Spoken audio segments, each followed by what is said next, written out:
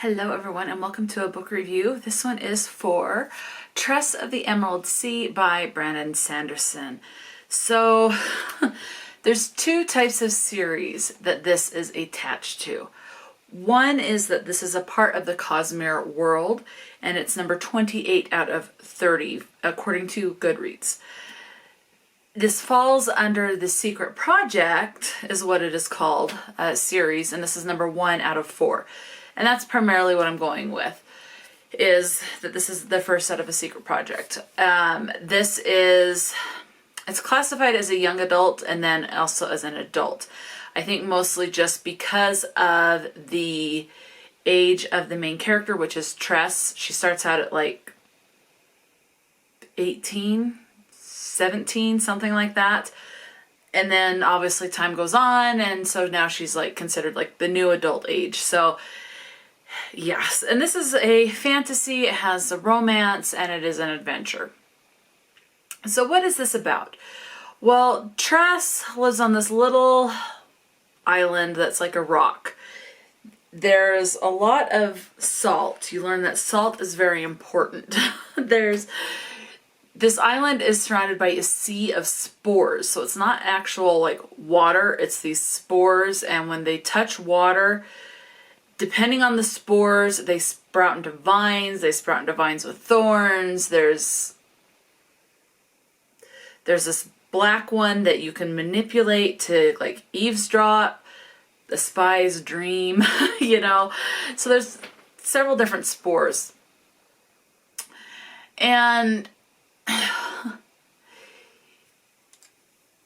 yeah, so she lives on this island. There's this royal family.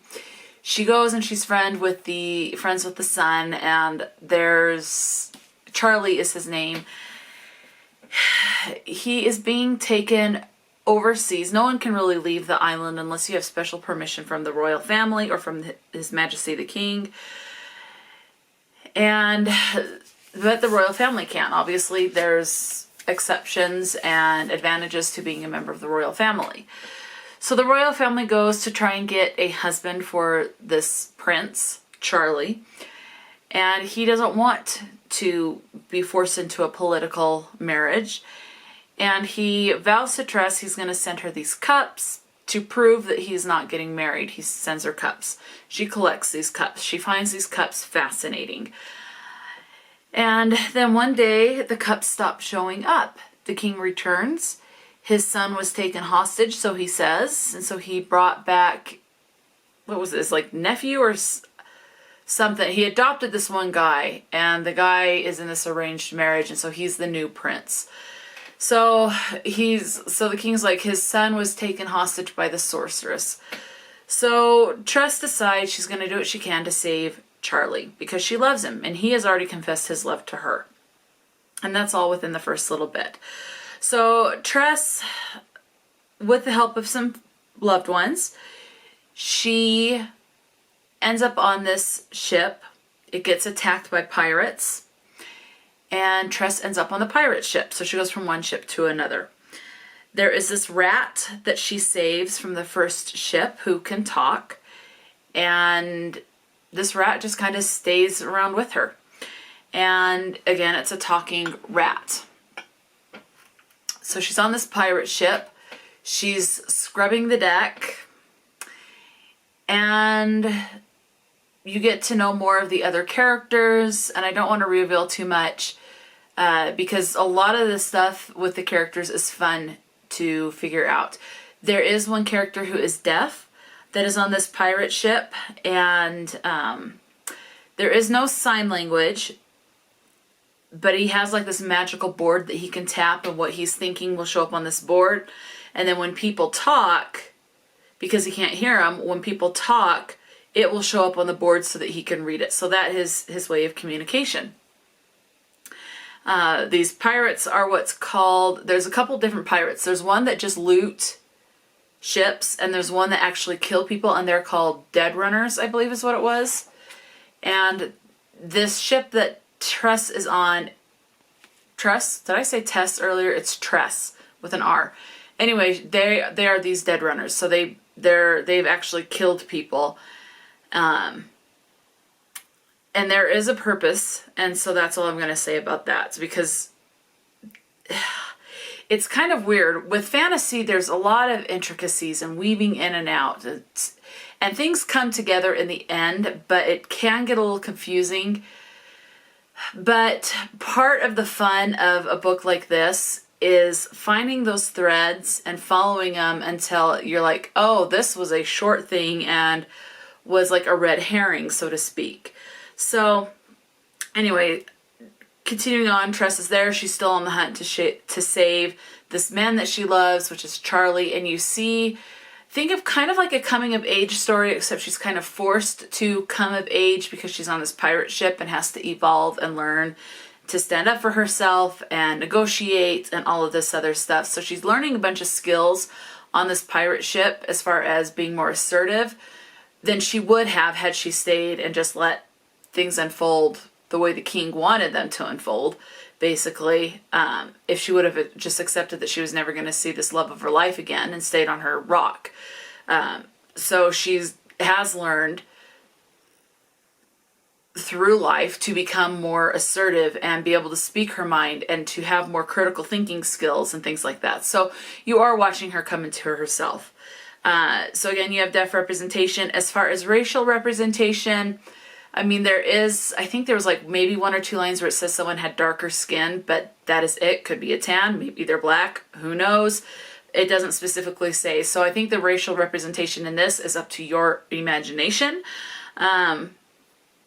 Same thing with any LGBT rep. There's absolutely no talk of anything LGBT or anything like that. So again, that would be up to your imagination, because not everyone says, hey, I'm this, I'm that, I'm attracted to this, I'm attracted to this person or whatever.